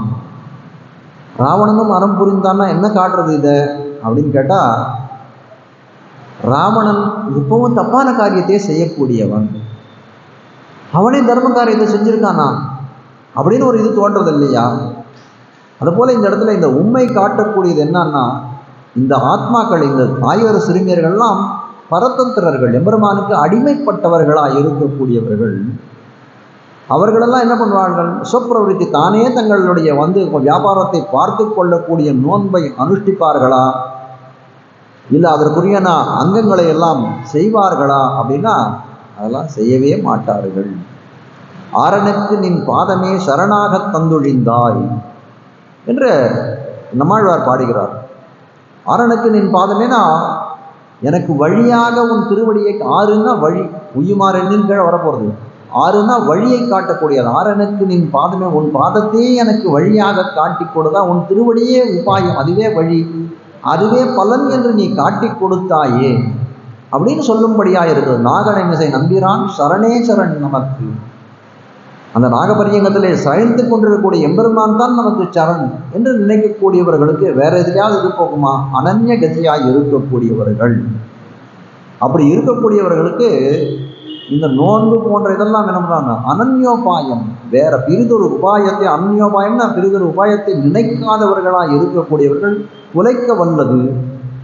அப்போ இந்த ஆத்மாவுக்கு இந்த நோன்பானது அப்பிராப்த கர்மாவா அப்படின்னா அப்பிராப்த கர்மா இல்லை என்று தெரிவிக்கிறார்கள். எதனால் அப்பிராப்த கர்மா இல்லை அப்படின்னு கேட்டால், இவர்கள் பலனிலே இச்சை வைத்து எதையும் ஒரு சுத்திர பலனுக்காக எதுவும் பண்ணுறது இல்லை. நோன்புன்றது ஒரு வியாஜம் தான். ஊரில் இருக்கக்கூடியவர்கள்லாம் என்ன சொன்னா, ஒரு நோன்பு நோறுங்கோள் நீங்கள் மழை பெய்யும்னு சொன்னான். ஆனால் இவர்களுடைய உள்ள இருக்கக்கூடிய ஒரு தீர்மானமான எண்ணம் என்னன்னா, இந்த நோன்பு நோக்கணுன்ற வியாஜத்தினாலே கண்ணன் எம்பெருமானை அடைவதற்கு நமக்கு வழி உண்டு, அதனால இந்த நோன்பை அவர்கள் நோக்கிறார்கள். ஆனால் முக்கிய காரணமா, பிரதான காரணமா இந்த இடத்துல இருக்கக்கூடியதுன்னா கண்ணனோட சேர்ந்து இருப்பது தான் அப்படின்றது தானே. அது இந்த நோன்பு ஒரு வியாஜம், அது அமுக்கிய காரணம், அது முக்கியமான காரணம் கிடையாது என்று காட்டுகிறார்கள். அதனால சொப்ரவிருத்தி யாருமே பண்ணது இல்லையேன்னு தெரிவிக்கிறார். ஸ்ரீவச்சன பூஷணத்திலே ஒரு சூர்ணிகை காட்டுகிறார்கள். பிராட்டி ஸ்வசக்தியை விட்டாள், திரௌபதி லஜ்ஜையை விட்டாள், திருக்கண்ணமங்கையாண்டான் ஸ்வ வியாபாரத்தை விட்டான். 3 பேரை சொல்லியிருக்காரு. பிராட்டின்னு சொல்லக்கூடியது சீதை, திரௌபதி எல்லாருக்கும் தெரியும், பஞ்ச பாண்டவர்களுடைய மனைவி. அதுக்கு திருக்கண்ணமங்கையாண்டான் அப்படின்னு சொல்லக்கூடிய ஒரு ஆச்சாரியர். பிராட்டின்னு சொல்லக்கூடிய சீதை என்ன பண்ணால் தன்னுடைய ஸ்வசக்தியை விட்டாள், தன்னுடைய சக்தியை விட்டாள். எதனால அப்படின்னு கேட்குறார். இப்போ ராவண பவனத்திலே ராவணனாலே அபகரிக்கப்பட்ட பிராட்டி ராவணனுடைய பவனத்திலே அந்த அசோகவனத்திலே இருக்கிறாள். அவளுக்கு எவ்வளோ பெரிய சக்தி இருக்கு பாருங்க. ராமதூதனாக அனுமான் லங்கைக்கு வந்தான். வந்த காலத்திலே பிராட்டியை பார்த்தான். அவள் சொல்ல வேண்டிய விஷயம், ராமனுடைய விஷயத்தெல்லாம் அவளுக்கு சொன்னான். இவள் சொல்ல வேண்டிய விஷயத்தையெல்லாம் கேட்டுக்கொண்டான். அதுக்கப்புறம் அங்கே பெரிய ஒரு சண்டையை போட்டான். ராவனுடைய மந்திரி சபைக்கு போனான். கடைசியில் அவனுக்கு ஒரு தண்டனை கொடுக்கணும், வாலில் நெருப்பு வைக்கணும்னுட்டான். அனுமான் வாலில் நெருப்பை வச்சுட்டான். சீதைக்கு இதெல்லாம் கேட்குறான். ஐயோ கேட்டுட்டான். அது மாதிரி அனுமான் வாலில் நெருப்பை வச்சுட்ட உடனே உள்ளங்கிய சிந்தோகோ சலிலம் சலீலம் யசோகவன்யம் ஜனகாத்மஜாயாம் ஆதாய தேனைவ ததாகலங்காம் நமாமிதம் பிராஞ்சலிர் ஆஞ்சநேயம்னு ஒரு ஸ்லோகம். அதாவது அனுமான் வாலில் நெருப்பை வச்சுட்டான்னு உடனே என்ன பண்ணான்னா, அது அந்த நெருப்பு என்ன நெருப்புன்னு கேட்டாலும், லங்கையெல்லாம் லங்கப்பட்டினம் ஆச்சாரியர்கள் கேட்குற ராமாயணத்தில், இந்த லங்கப்பட்டினம்லாம் எரிஞ்சுதே அது என்ன நெருப்புன்னு கேட்குறாங்க. எப்படி இந்த நெருப்பு வந்துடும்? அனுமான் வாலில் நெருப்பு வச்சா அதனால வந்தது. நான் ஆச்சரியம், அப்படிலாம் சொன்னால் உங்களுக்கு ராமாயணத்தில் அன்பயமே இல்லைன்னு அர்த்தம். எப்படி தெரியுமா சொல்லணும்? சீதையை ராமன் கிட்டேருந்து பிரிச்சுன்னு வந்த சீதையில வயத்தெரிச்சல் அந்த அக்னியாக போயிட்டு அதுதான் அந்த லங்கையை கொளுத்திட்டு அனுமானுடைய வாள் கொடுக்கல அப்படின்னா. அதே சமயத்தில் என்ன பண்றார்? அனுமான் வாலில் நெருப்பு வைத்துட்டாலும் உடனே சீதை பதறி போனாள். சீதோ பவ அனுமானே உனக்கு குளிர்ந்திருக்கட்டும்னு அவள் இது பண்றான். அப்போ என்னாச்சா? அந்த நெருப்பானது என்ன சொல்றார்? ஹரிஹரதி பாப்பானி துட்ட சித்தைர் அபிஸ்மிருதா அனிச்சையாபி சம்ஸ்கிருஷ்டோ தகத்தியவகி பாவகான்னு இந்த ஸ்லோகம் கார்த்தால எழுந்த உடனே முதல்ல சொல்லணும்தான். ஹரிஹரதி ஹரி ஹரி ஹரின்னு 7 தடவை சொல்லுங்கோ. ஹரதி பாப்பானி துட்ட சித்தைஹி அபிஸ்மிருதா. நம்ம இதில் இருக்கக்கூடிய மனசில் இருக்கக்கூடிய கல்மஷங்களை எல்லாத்தையும் போக்கிவிடும் அதுன்னு காட்டுகிறார்கள். அப்படி போக்கிடுமா? எதை போலே கேட்கிறார். துட்டச்சித்தை அபிஸ்மா அனிச்சையாபி சம்ஸ்கிருஷ்டோ தகத்தியவைக்கு பாவகா. ஒரு நெருப்பு இருக்கு, அதனுடைய தன்மை என்ன? சுடக்கூடியதுதான் அது தன்மை. யாராக இருந்தாலும் சுடும். அது குழந்தை போய் தொட்டாலும் சுடும், பெரியவர் போய் தொட்டாலும் சுடும். அதனுடைய இது அதுபோல ஹரியனுடைய சுவாபாவிகமான குணம். ஹரின்னு சொன்னாமே என்னால் அந்த பாபத்தை எல்லாம் ஹரித்து விடுவான் என்று சொல்லுகிறார்கள் இல்லையா? அதுபோல நெருப்பானது சுடக்கூடிய தன்மையாக இருக்கக்கூடிய நெருப்பு சீதையானவள் சீதா பிராட்டில் அனுமனுக்கு சீதோ பவா என்று சொன்ன காலத்தில், சீதோ பவான்னு சொன்ன காலத்தில் சீதனை குளிர்ந்திருக்கட்டும்னு அர்த்தம். குளிர்ந்திருக்கட்டும்னு சொன்னதுனால என்ன ஆச்சுன்னா அந்த நெருப்பு அவனை சுடவில்லை என்று காட்டுகிறார்கள். அப்போ இவ்வளவு பெரிய சக்தி பொருந்தியவளாக இருக்கா. ஒரு நெருப்பு சுடக்கூடாத அளவுக்கு அந்த அக்னி பகவான் இவருடைய வார்த்தையை கேட்கக்கூடிய அளவுக்கு சக்தி பொருந்தியவளாக இருக்கிறாள். ஆனால் என்ன பண்றாள்? அப்போ அவளுக்கு அனுமான் கேட்கிறார், நான் உன்னை கூட்டிட்டு போயிட்டோமா, ஏன் இங்கிருந்து நீ கஷ்டப்படணும் அப்படின்னு கேட்ட காலத்துல அவர் சொல்றார், இல்லை நீ கூப்பிட்டச்சே வரலாம், ஆனால் என்னை என் கணவனான ராமன் என்னை காப்பாற்றினால்தான் அது இந்த உலகத்துக்கு ஏற்கக்கூடிய விஷயமா இருக்கு. அவன் ஒரு வீரன் ஆச்சு. அவன் வீரன், அவனால காக்க முடியல, இவனால காக்க முடியாதுன்னு காக்க முடிஞ்சதுன்னு யாராவது சொல்லிட்டான்னா அது அவனுக்கு அசிங்கமாயிடாதா? அது மட்டும் இல்லை, ஒன்னால நீதான் எனக்கு ஆகணும் இல்லை, எனக்கு இருக்கக்கூடிய சக்தியால என்னை நானே காப்பாற்றி கொள்ள முடியும். ஆனால் அப்படி நான் பண்ணேனா ஆனால் நான் எம்பெருமானுக்கு அடிமைப்பட்டவன் அப்படின்ற தன்மை என்னை விட்டு விலகி போய்விடும். ராவணன் கிட்ட சொல்றாரு. ராவணன் கிட்ட அவனை என்ன சொல்ற எச்சரிக்கையே பண்றான். அசந்தே யாத்து ராமஸ்ய தபசம் ச அனுபாலனாத்து நதவா குர்மி தசக்ரீவ பஸ்மார்க தேஜசா. ராவணன் கிட்ட சொல்றா, நீ என்னை பிடிச்சுன்னு வந்துவிட்ட, என்னை தூக்கின்னு வந்துட்ட, ராமனும் லக்ஷ்மணனும் இல்லாத சமயத்தில் என்னை அபகரித்து கொண்டு வந்தாய். ஆனால் எனக்கு ஒரு சக்தி உண்டு. உன்னை நான் நினைச்சேன்னா பஸ்மி பவா அப்படின்னு சொன்னேன்னா நீ அப்படியே எரிஞ்சு போய் விடுவாய். 2 காரணங்கள், அதனால தான் நான் உன்னை செய்யலை அப்படின்றான். ஒன்று, உன்னை அந்த மாதிரி பண்ணுறதுக்கு என்னுடைய ராமபிரானுடைய நியமனம் இல்லை. 2வது, என்னுடைய பதிவிரதா தர்மம், அவன்தான் என் கணவன் என்னை காக்க வேண்டும் அப்படின்ற பதிவிரதா தர்மத்தை நான் கை கொண்டதுனாலே நான் என்ன பண்ணுறேன், உன்னை விட்டு வைக்கிறேன் என்று காட்டினாள். அப்போ சீதா பிராட்டியானவள் ஸ்வசக்தியை விட்டாள். இவர்களெல்லாம் சொப்பிரவிருத்தியில் இறங்கவே மாட்டார்கள். லஜ்ஜையை விடுவது காட்டுறார். திரௌபதியானவள் லஜ்ஜைனா வெட்கத்தை விடக்கூடியது. பாண்டவர்கள் எல்லாம் போய் அந்த துரியோதனுடைய சபையில போய் சூதாடினார்கள். சூதாட்டத்தில் எல்லாத்தையும் தோற்றார்கள், திரௌபதி உட்பட. அப்போ அந்த காலத்தில் திரௌபதி ஒரு சபைக்கு இழுத்து வரப்பட்டால், அந்த கௌரவர்களுடைய சபைக்கு இழுத்து வரப்பட்டு அவ்விடத்திலே மானபங்கப்படுத்தப்படுகிறாள். அந்த காலத்தில் என்ன பண்ணுறாள் திரௌபதியானவள், தன்னைத்தானே காப்பாற்றிக் கொள்ளலாம் என்று நினைத்தாலாம். அப்படி மேலே அப்படியெல்லாம் கையெல்லாம் வச்சுக்கிட்டு புடவையை விடாத முடிச்சுட்டு எல்லாம் பண்ணாங்களாம். அது வரைக்கும் ஒன்றுமே நடக்கலை அவ்வளோ. ஆனால் அந்த பக்கத்தில் எதிர்த்தலையில் இருக்கக்கூடிய அந்த துச்சாசனன் போன்றவர்களுடைய சக்திக்கு இந்த பெண்மணியான திரௌபதியால் எவ்வளோ காலம் ஈடு கொடுக்க முடியும்?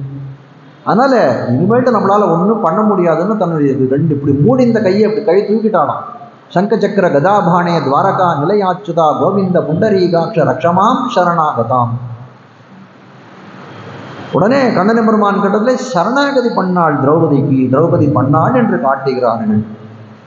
அப்படிப்பட்ட திரௌபதி சரணாகதி பண்ண காலத்திலே அவளுக்கு புடவை சுரந்தது. திரௌபதிக்கு புடவை சுரந்தது திருநாம நீரேன்னு காட்டுகிறார். கண்ணன் பெருமான் நேர காரியம் பண்ணானா அப்படின்னா நேர வந்தெல்லாம் பண்ணவே இல்லை. இவ்வளோ வாக்கியங்கள் சொன்ன. சங்க சக்கர கதாபானே துவாரகா நிலையா அச்சுதா, துவாரகா நிலையா அச்சுதா கோவிந்த புண்டரீகாட்சம். அச்சுதானா அடியவர்களை விடாதவனே, அதனால தான் அழுத்தி சொன்னாலும் அச்சுதா அடியவர்களை நழுவ விடாதவனே, கோவிந்த புண்டரீகாட்ச ரக்ஷமாம் என்னை காப்பாத்துன்னு சொன்ன காலத்திலே 2 கையையும் விட்டால், 2 கையையும் விட்டாலோ திரௌபதியை போலி. 2 கையையும் விட்டாலும் அதனுடைய லஜ்ஜை என்ன பண்ணாலும் நடந்தாலும் நடந்துக்கிட்டோம். இனிமேல்ட்டும் 2 கையை விட்ட காலத்திலே அவளுக்கு புடவை சுரந்து அந்த அவருக்கு ஏற்பட இருந்த அவமானத்திலிருந்து காப்பாற்றப்பட்டாள். அப்போ திரௌபதி என்ன பண்ணாள்? தன்னுடைய லஜ்ஜையை விட்டாள். எம்பெருமான் தரத்திலே போகக்கூடிய காலத்திலே என்ன விடணும்னா, என்ன நானே காப்பாத்திக்கிறேன்ற எண்ணத்தை விடணும். அது மட்டும் இல்லை, லஜ்ஜையை விடணும். இந்த மாதிரி நம்ம ஒரு காரியம் பண்ணா அடுத்தவர்கள் பரிகாசம் பண்ணுவார்களோ அப்படின்ற லஜ்ஜையை விடணும் என்று காட்டுகிறார். அதுக்கு மேல திருக்கண்ண மங்கை ஆண்டான் அப்படின்னு சொல்லக்கூடிய ஆச்சாரியர் ஸ்வ வியாபாரத்தை விட்டான்னு காட்டுகிறார்கள். திருக்கண்ண மங்கை ஆண்டான், திருக்கண்ண மங்கைன்னு ஒரு திவ்ய தேசம். அந்த திவ்ய தேசத்துல இருக்கக்கூடியவர் இந்த திருக்கண்ண மங்கை ஆண்டான் அப்படின்றவர் நல்ல உத்தமமான அதிகாரிகள். ஒரு சமயத்துல என்ன பண்றார், ஒரு 2 பேர் அந்த இடத்துல திருக்கண்ண மங்கை ஆண்டான் பார்த்துட்டு இருக்காரு இங்க நடக்கக்கூடிய நிகழ்வு. அங்க என்ன நடக்கிறதுனா, ஒரு சமயம் என்ன பண்றாருன்னா, ஒரு 2 பேர் என்ன பண்றா, 2 நாயை பிடிச்சின்னு, அவர் ஒரு கையில நாயை பிடிச்சிட்டு இவர் ஒரு கையில் நாயை பிடிச்சிட்டு இருக்காரு. 2 பேரும் வந்துட்டே இருக்கா. நாயினுடைய இயல்பான குணம் உடத்தை பார்த்தவொடனே ஒன்று குறைக்க ஆரம்பிச்சது. வந்ததுக்கு வந்தப்புறம் கொஞ்சம் சண்டை போட ஆரம்பிச்சது. அப்போ என்ன பண்ணுது, ஒரு நாய் இன்னொரு நாயை ஏதோ இது பண்ண உடனே அந்த நாய் செத்து போயிடுச்சு. செத்து போன உடனே என்ன ஆச்சுன்னா, இவருக்கு ரொம்ப கோபம் வந்துடுது. அந்த எந்த செத்து போனவருடைய அந்த நாய்க்கு எஜமானராக இருக்கக்கூடியவருக்கு ரொம்ப கோபம் வந்துடுது. அவர் என்ன பண்ணார், அந்த நாய்க்கு இது பண்ணுறார், அடிச்சு விட்றார். அந்த நாயோடைய சொந்தக்காரரையும் அடித்து கொலை பண்ணிடுறார். அந்த நாயை அடித்து கொலை பண்ணிடுறார். உடனே அந்த திருக்கண்ணமங்கையாளன் இதெல்லாம் பார்த்துட்டு இருக்கார். கேவலம் ஒரு ஜந்து, ஒரு வாயில்லாத பேச முடியாத ஒரு ஜந்து, அதுக்கு நம்ம சுவாமி அப்படின்னு தெரிஞ்ச உடனே அதுக்கு ஒரு அவத்தியம் விளையிறது, ஒரு துன்பம் விளையிறதுன்னு நினைச்ச காலத்திலே அதை பொறுக்க முடியாத அதை போய் கொல்றக்கூடிய அளவுக்கு ஒருத்தன் இருக்கான் அப்படின்னா, நம்மெல்லாம் எம்பெருமானுடைய சொத்தாச்சு.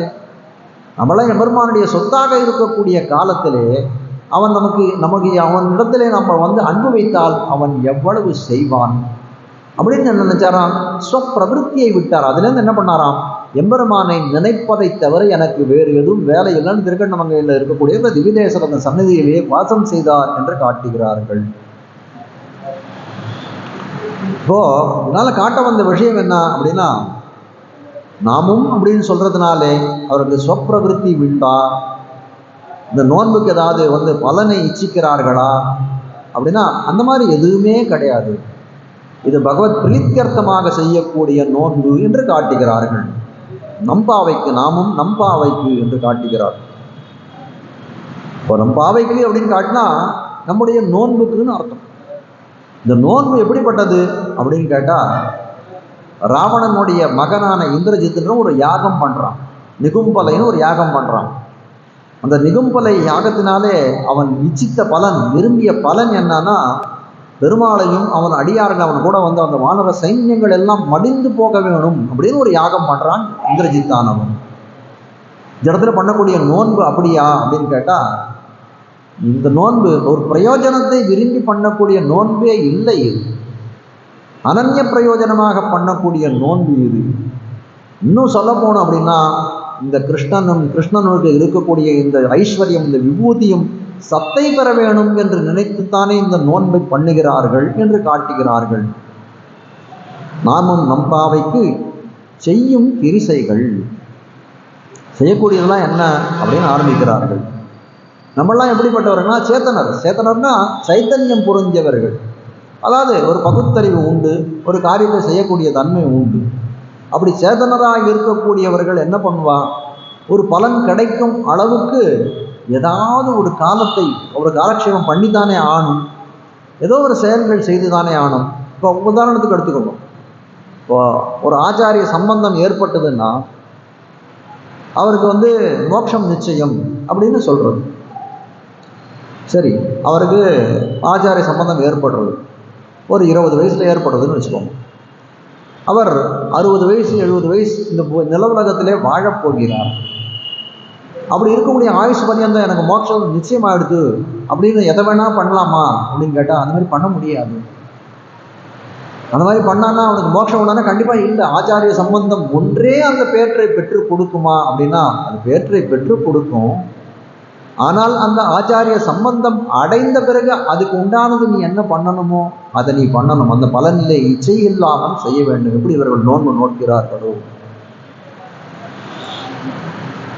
அதனால இவர்கள் என்ன பண்றார், நாமும் நம்பாவைக்கு செய்யும் கிரிசைகள் கேளீரோ.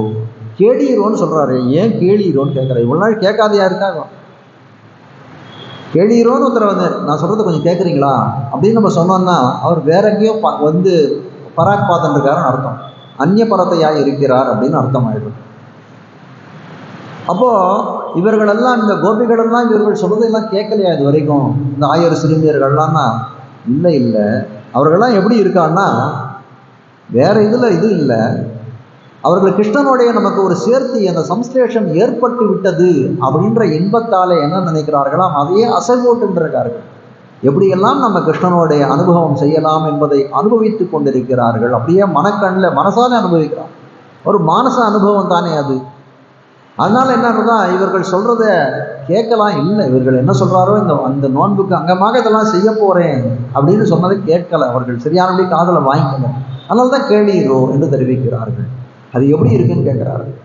இந்த மாடுகள்லாம் இருக்கு, அந்த புல்லை மேயக்கூடிய காலத்துல என்ன பண்ணோம்னா பூர்த்தியா மேய்ஞ்சிடும்.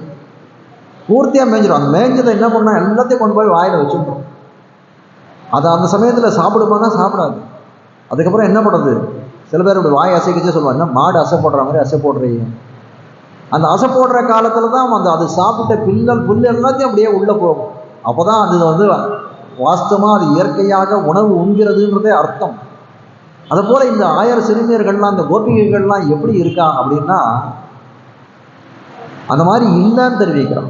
இந்த மாதிரி தான் நீங்க இருக்கணும். இப்போ வந்து நமக்கு இருக்கக்கூடிய காலம் கொஞ்சம் தானே. இந்த நோன்புன்ற ஒரு யாகத்தை கொண்டு கண்ணனுடைய சேரக்கூடிய இது நமக்கு பாக்கியம் கிடைத்திருக்கிறது.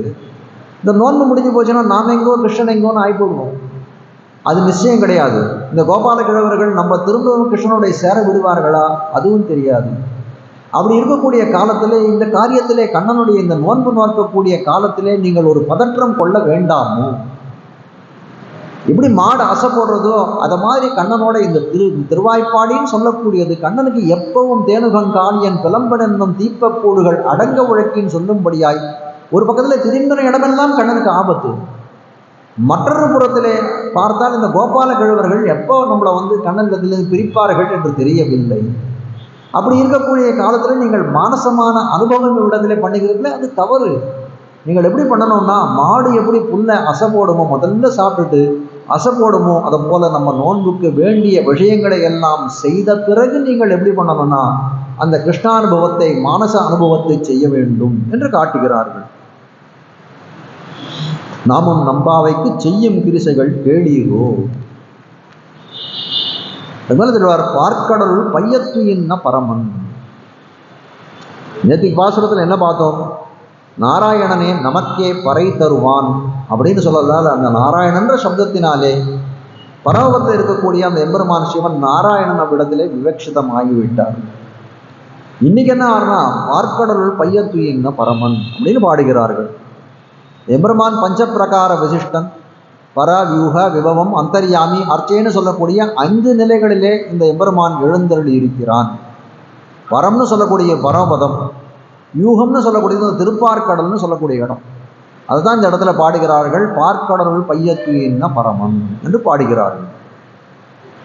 இப்படிப்பட்ட இந்த திருப்பார்க்கடல் எப்படிப்பட்டதுன்னா இடர்பட்டவர்களுக்கெல்லாம் இன்பக்கடலுள் ஆழ்த்துவதே இயற்கை தொழிலாம். எம்பெருமானுக்கு யாருக்காவது ஒருத்தர் துன்பம் நேர்ந்து கொடுத்துன்னா அவர்களுக்கெல்லாம் இன்பத்தை கொடுப்பதே தொழிலாக கொண்டிருக்கக்கூடியவன் அந்த எம்பெருமான். ஆனால் அப்படிப்பட்டவன் என்ன நினைக்கிறானான், நம்ம இருக்கக்கூடிய பரமபதம் எப்படிப்பட்டது, சேனுயர் வானத்துக்கு ரொம்ப உன்னதமாக ரொம்ப உயரமாக இருக்கக்கூடிய ஸ்தானம் அது. அப்படி அந்த இடத்துல இருந்தால் என்ன ஆகும்னு நினைக்கிறான். இந்த ஆர்த்தர்கள் எல்லாம் அந்த தீனர்கள்லாம் வந்து ஒரு குரல் கொடுக்குறாள், எம்பெருமானே நீ என்னை காப்பாத்து. ஒரு யானை கத்துறது, ஒரு விபீஷணன் வந்து சரணம் அடைகிறான், ஒரு இவன் வந்து சரணம் அடைகிறான், பரதன் வந்து சரணம் அடைகிறான்னா அதெல்லாம் எப்படி நம்மளால கேட்க முடியும்? ஒரு ரிஷிகள் தேவர்கள் சனக சனந்தனாதிகள் எல்லாம் வந்து சரணடைகிறார்கள், கூச்சல் இடுகிறார்கள்னா எப்படி முடியும்? அது அப்போ அது வந்து அவர் என்ன நினைக்கிறாரோ பரமபதத்தில் இருந்தால் நமக்கு கேட்காதுன்றார். திருமழிசைப்பிரான் எழுதுகிறார், ஆங்கார வாரம் அது கேட்டு அடலுமிழும் பூங்கார் அரவணையான் பொன்மேனி. ஆங்கார வாரம் அது கேட்டு பரமபதத்தில் நடக்கக்கூடிய விருத்தாந்தத்தை, அந்த செயல்களை எல்லாம் அங்கே நடக்கக்கூடிய விஷயத்தை தெரிவிக்கிறார். அந்த பரமபதத்தில் எப்பவும் இருக்கக்கூடிய ஒரு நித்திய முக்தர்கள்லாம் சாமகானம் செய்து கொண்டுறார். ஏதத் சாமகாயன் நாஸ்தே ஆவு ஆவு ஆ அப்படின்னு வந்து அந்த சாமகானம் பண்ணிட்டே இருப்பார்கள்.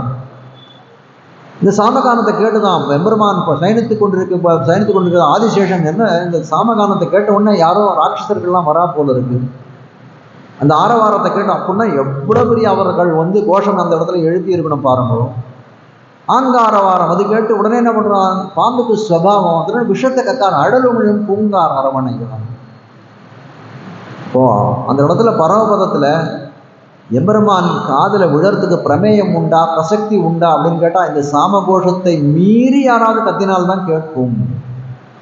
அதனால இந்த ஆர்தர்கள் அவனையே நம்பி இருக்கக்கூடிய இந்த அடியார்களுடைய கூக்குரலை கேட்பதற்காக ஒரு இடத்தை அவனை அமைத்து கொண்டான். அதுதான் பார்க்கடல், திருப்பார்க்கடல்னு சொல்லக்கூடிய க்ஷீராப்தி என்று காட்டுகிறார்கள்.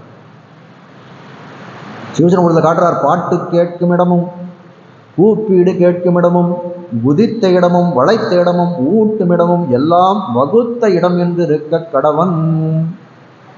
எம்பெருமானுக்கு எப்படிப்பட்ட இடங்கள்லாம் இருக்கு. பாட்டு கேட்கும் இடம் சொன்னனே, சாமகானம் எப்ப பாரு கேட்டுருக்காங்க, அதனால பாட்டு கேட்கும் இடம்னு தெரிவித்தார்கள். அதுமாதிரி தெரிவார் கூப்பீடு கேட்கும் இடம், ஐயோ ஐயோ என்னை காப்பாத்து காப்பாத்துன்னு கூப்பீடு போடுறாரு இல்லையா, அதுதான் திருப்பார்க்கடல்.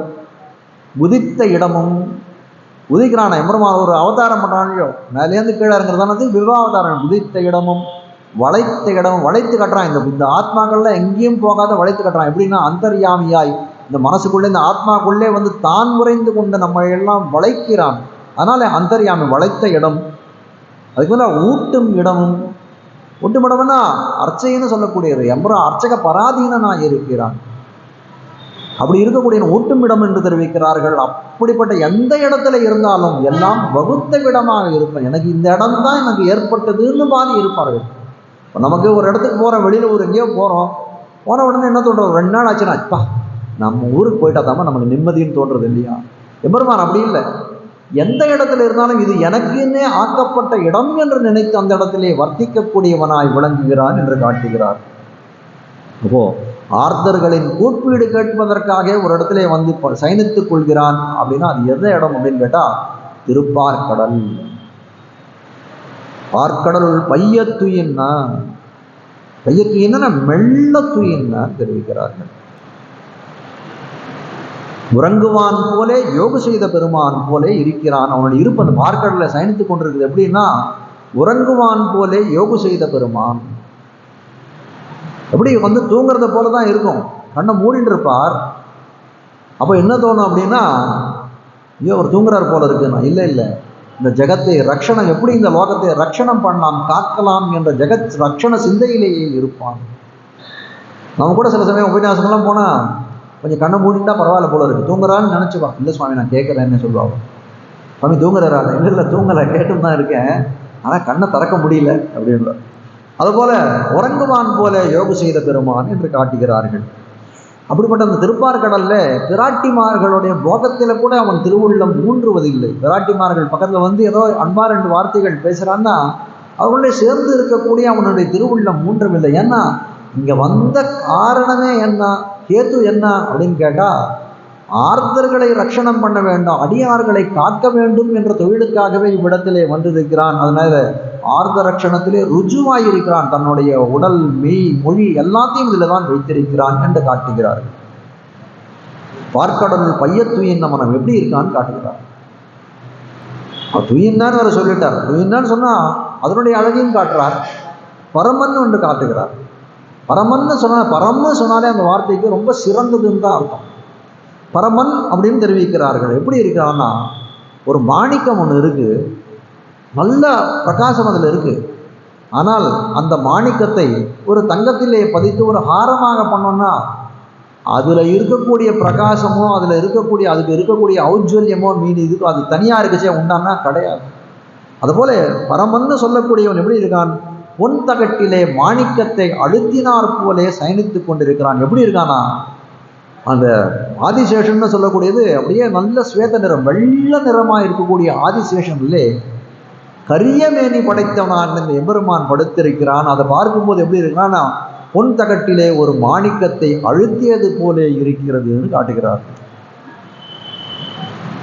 ஆழ்வார் பாடுறார், திருக்குழந்தை பெருமாளை பார்த்து 6வது பாடம், 6ஆம் அமுதே அடியேன் உடலம் நின்பால் அன்பாயே ஏறார் கோலம் திகழக் கிடந்தாய் கண்டேனம்மான். எப்படிப்பட்ட கோலம் நீ சயனித்து கொண்டிருக்கிற கோலம், ஏறார் கோலம் திகழக் கடந்தாய் கண்டேன் எம்மானே என்று சொல்லும்படியாய் நீ படுத்து கொண்டிருக்கிறாரே. கிடந்த நாள் கிடந்தாய் எத்தனை காலம் கெடுத்தி உன் திருவுடம் பசைய தொடர்ந்து குத்தேவல் செய்து தொல்லடிமை வழிவரும் தொண்டரோர் கருவி கடங்கொள் தாமரை கண்விழித்து நீ எழுந்துன் தாமரை மங்கையும் நீயும் இடங்கொள் மூவலகும் தொலையிருந்தருளாய் திருப்புளிங்குடி கிடந்தான். திருப்புளிங்குடின்ற திவ்ய தேசத்துல இருக்க பெருமாளுக்கு மங்களாசாசனம் பண்றார் நம்மாழ்வார். படுத்துட்டே இருக்கியே, கிடந்த நாள் கிடந்தாய் எத்தனை காலம் கிடத்து, எவ்வளவு காலம் தான் இப்படியே படுத்துட்டு இருக்க, உனக்கு உடம்புல ஏதாவது வலி கிளி தோணாதோ, கொஞ்சம் மாற்றி தான் படுத்துக்கோயேன் அப்படின்னு அவருடைய அழகை, அந்த கிடந்து வீட்டிற்கு அந்த படுத்து கொண்டிருக்கக்கூடிய அந்த சயன திருக்கோலத்தின் அழகை ஆழ்வார் ரொம்ப அனுபவிக்கிறார். அதுபோல திருப்பார்கடலே படுத்து கொண்டிருக்கிறான் இவன். நடந்த கால்கள் திருமழிசேர்க்கிறான் பாட, நடந்த கால்கள் நொந்தவோ நடுங்க ஞாலம் ஏனமாய் இடந்தமே குலுங்கவோ விலங்குமால் வரைச்சுரம் கடந்த கால் பறந்த காவிரி கரை குடந்தையுள் கிடந்தவாறு எழுந்திருந்து பேசு அப்படின்னா, எம்பெருமானே நீ எதுக்கு படுத்துட்டு இருக்க, திருக்குடந்தை பெருமாளை பார்த்து கேட்குறேன், எம்பெருமானே நீ எடுத்து படுத்துட்டு இருக்க, ஒரு காலத்தில் ரொம்ப நடந்துட்டியோ, ராமாவத காலத்தில் அயோத்தியிலேருந்து தண்டகாரண்யம் லங்காப்பட்டினம் வரைக்கும் நடந்து தானே போயிருக்க நீ, நடந்த கால்கள் நொந்தவோ நடுங்க ஞாலம் ஏனமாய் இடந்த மெய் குலுங்கவோ, வராக பெருமானா இந்த பூமியை போய் அண்டபித்தியில போய் குத்தி எடுத்துன்னு வந்தாயே, அதனால உனக்கு உடம்புல ஆயாசமோ உனக்கு ஒரு சோர்வு இருக்கிறதோ, நடுங்க ஞாலம் இடந்தமை குலுங்கவோ விலங்குமால் வரைச்சுரம் கடந்த கால் பறந்த காவிரி கரை குடந்தையுள் கிடந்தவாறு எழுந்திருந்து பேசு. இப்படியே படுத்துட்டு எழுந்திருந்து பேசுன்னு எழுந்திருந்து பேசுன உடனே என்ன பண்ணாராம் அந்த பெருமாள், அப்படி எழுந்துக்க ஆரம்பிச்சாராம் திருமழிப்பிரான் சொன்ன உடனே. ஏன்னா திருமழிப்பிரான் சொன்னார்னா எல்லா பெருமாளும் கேட்டார். அதனாலதான் இந்த ஊர்ல சொன்ன வண்ணம் செய்த பெருமாள்.